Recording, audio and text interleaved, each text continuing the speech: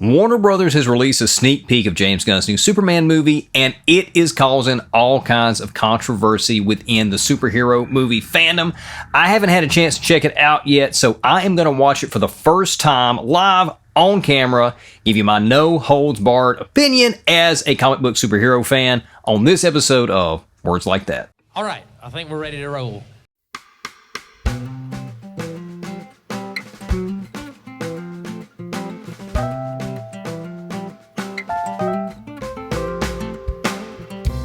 You're listening to Words Like That with Cole Powell, a storytelling podcast.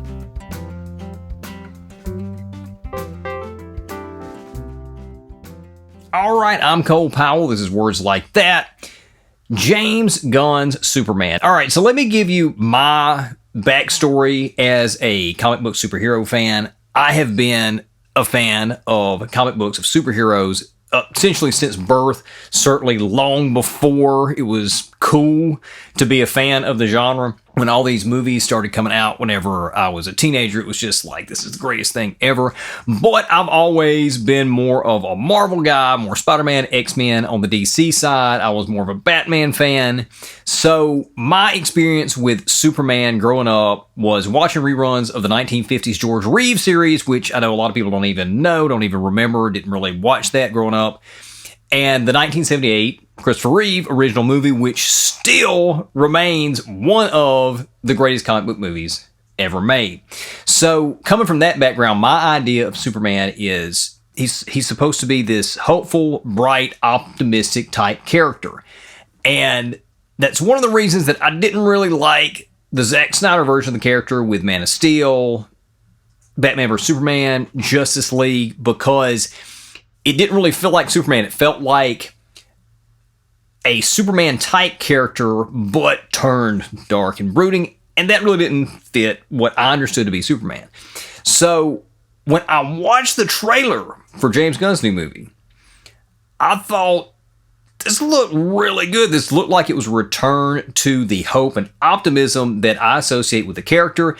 I didn't really get a lot of the Easter eggs and a lot of the side characters that they were throwing in that trailer because, again, I'm not really inside the Superman mythos like I am, say, Spider-Man, X-Men, or Batman. But I thought the trailer looked like a Superman movie. So Warner Brothers has now released this extended sneak peek. It's, from my understanding, it's a full sequence from the movie. And the internet, the fandom, seems to be completely divided here. From what I've seen in online chatter, half of the fandom seems to be saying, this is great, this is a return to form, this is exactly what Superman needs to be. And the other half is saying, James Gunn has ruined Superman, he totally doesn't understand the character. So I'm going to take a look at it myself, see what I think here. Again, there might be some things in here that I don't get because I'm not immersed in the mythology. As far as what I know about this sneak peek, I know it features Crypto, and I know it features the Fortress of Solitude, and it sounds like it's going to be picking up from a scene in the trailer where we saw Superman bleeding and battered in the snow, and Crypto comes. So, without further ado, here we go.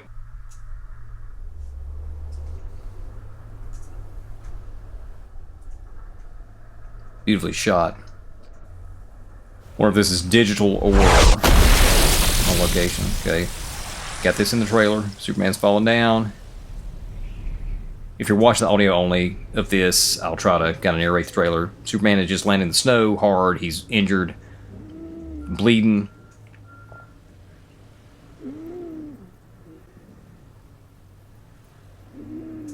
Red blood's always nice on the white snow to create a contrast there. Okay, this is breath. That sound is his breath. All right, wow. Whistles through the blood coming out of his mouth.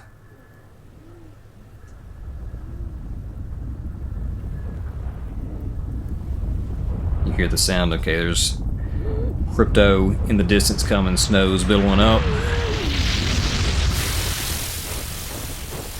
Shot of Crypto. Super jumps on him.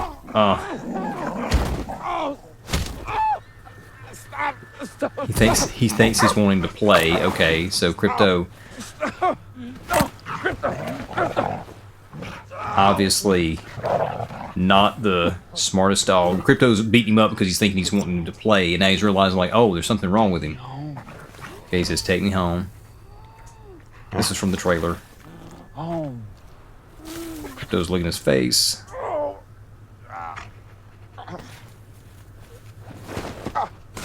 Superman throws his cape toward Crypto to try to get him to say, hey, hey.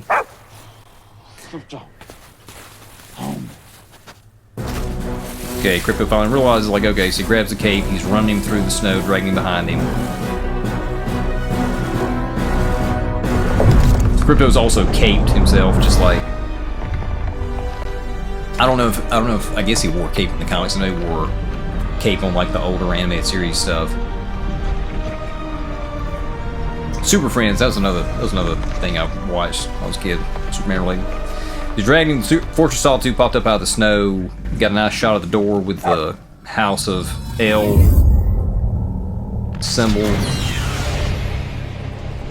Opens up. Looks well shot for sure. Crypto obviously has the ability to open. Okay. Robots in Fortress of Solitude. I don't know any version of Superman that has these, so it's a little weird. Okay, so we got 4 Star Wars-esque looking droids. No need to thank us, sir, as we will not appreciate it. With We have no one eyes. consciousness whatsoever. Merely automatons here to serve. They're carrying Well, Superman. She's new. Okay, there's a new robot. Okay, He looked at me. okay. 14 fractured bones. It's a little weird. Damage to bladder, kidney, large intestine, lungs. With a healthy dose of yellow sun, we'll have you up and at 'em in no time. Okay, his yellow sun heals him. Okay, it makes total sense. Okay, the fortress is rotating. That's kind of 292 cool. times Saharan Prime, please, one.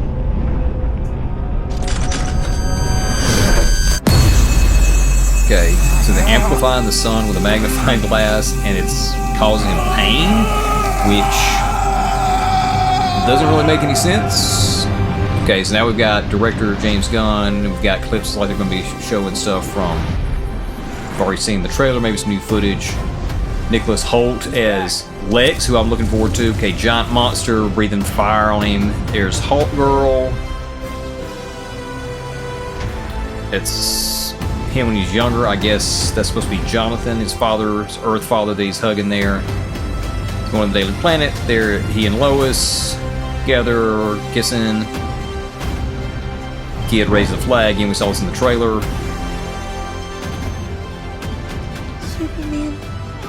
Some more shots. So we've got Lex, we had Lois, we had the kid. Character that I don't know.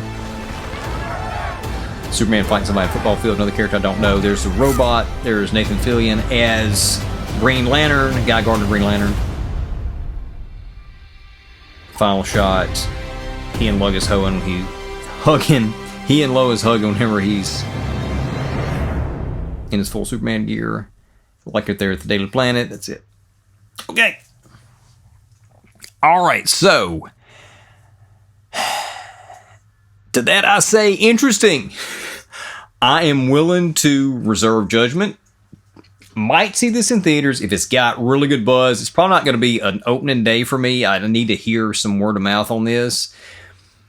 Maybe some critic reviews too, although I put less and less stock in those as the years go on.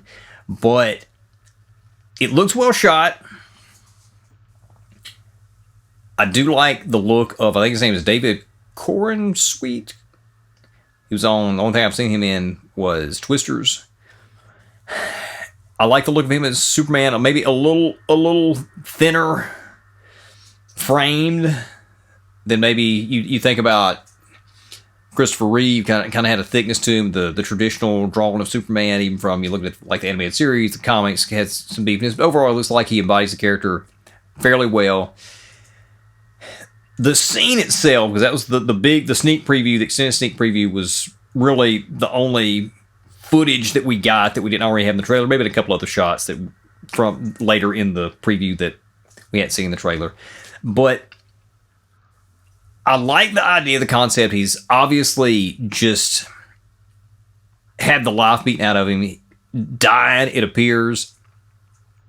The shot of him coming and landing in the Arctic, in the snow, good shot composition, color palette with the red, the blood on the snow, always nice. And he calls Krypto to come get him, which, Krypto has never been featured in a live-action Superman movie, and the reason for that is because on paper he's kind of ridiculous. He works fine in a comic book setting, in an animated series type setting, but for live-action film, he could easily be a comedic type character, and James Gunn does kind of play him as that. The first time we're seeing him here, I don't know if this is going to be the first time we've seen him in the movie or not, because I don't know where this falls in the actual final cut of the movie, but he comes in and he thinks, oh, Superman's wanting to play, that's why he whistles for me, oh, he wants to play, so he starts jumping on him, but because Krypto has superpowers, he's actually beating up Superman. And my thought to that is, well, he's not a very savvy dog, because, I live in the country, I've had a lot of dogs. Smart dogs, like a smart dog knows when there's something wrong. When it's time to play, it's time to get serious. So for Krypto to sit there and just pound on him, pound, while Superman is like, oh no, don't do it. Krypto's not the sharpest pooch in the pound. I don't know if that's an expression or not. But so that was a little weird for me. I liked it the way it was cut better on the trailer, where it looked like that Krypto just got there and Superman says home and he takes him. That would be better, and that would show oh, this is a smart good dog here. Not only is he superpowered, but he's got some intelligence. So Krypto brings him to the Fortress of Solitude. I like the fortress. They pop up out of the snow, out of the ice. Nice door. It's got the I believe that's the House of L symbol, which is the Superman S, and it pops up and the doors open. That's pretty cool. It goes in, but then he's got some robots there, and I'm like, okay, what are the robots doing here? That's not something that I remember, that I know of from any iteration of Superman, not from any of the things that I've seen, what little bit I know of the comics, what I've seen as an adult of the animated series. That wasn't something I watched when I was a kid.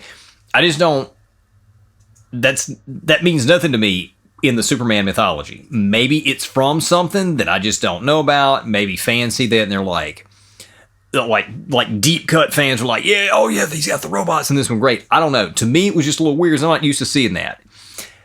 That doesn't necessarily make me like, I don't want to see this because they've got robots in the Fortress of Solitude. I'm perfectly willing to reserve judgment. But I also noticed that James Gunn was trying to inject some more humor into that scene as well, because there were lines like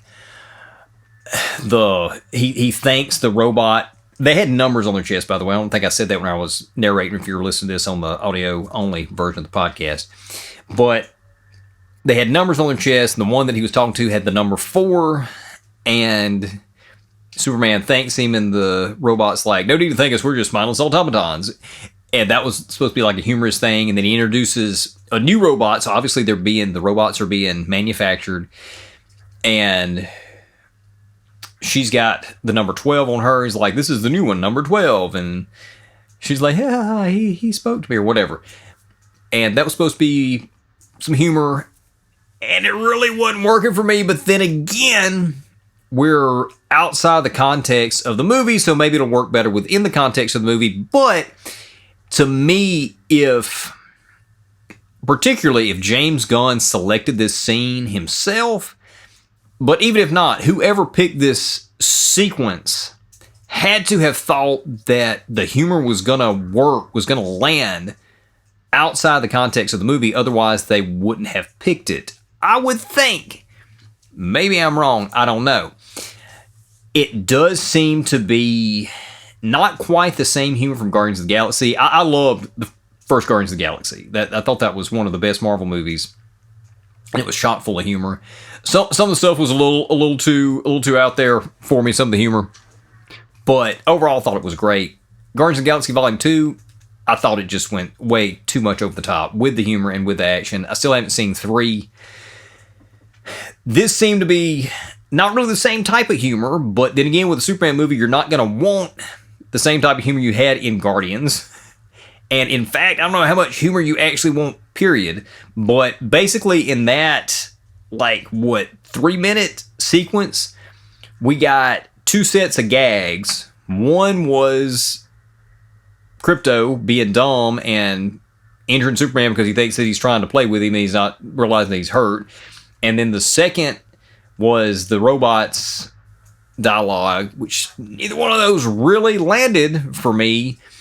And I'm also not sure about the yellow sun, the magnifying. I guess the idea is the yellow sun, it heals him, but if they're magnifying the rays with that giant magnifying glass, whatever they had on there, that it would heal him quicker, but that would also be incredibly painful because it's accelerating the healing process. Maybe that would work, but also it's a little weird. I've never heard of Superman being harmed by the sun's rays. But so overall, what did I think of it? It looked good. I wasn't wild about some of the choices in that particular sequence that we saw. It didn't turn me off, but it also didn't make me want to go out and catch this opening day. So I'm going to wait to see when the movie comes out, hear some word of mouth, maybe read some reviews, and maybe go check it out then. What did you think of that extended preview? Was that right up your alley? Are you on the side of, oh, that's perfect, he absolutely nailed the tone of Superman, this is exactly what the character needs, this is what the franchise needed? Or did you think that was just totally missed the point, it's not Superman at all, he's cramming jokes in there? What side do you fall on? Let us know in the comments. And that is going to do it for this episode of Words Like That. Be sure to like, subscribe, comment on whatever platform you're on. If you're watching this on YouTube, it's the Randomine Records channel. If you're on Spotify or some other platform, you can just subscribe directly to the Words Like That podcast. And that'll wrap it up for this episode, and we'll see you next time. Can't have no words like that. Theme, Words Like That by Cole Powell. Lead in by Ryan Purser. From Wicked Woman by Four Way Stop. Original cover photo by Kelly Bagwell. Recorded at Randomine Records. Section 107 of U.S. copyright law allows for the fair use of copyrighted material for purposes such as criticism, comment, news reporting, teaching, parody, or research.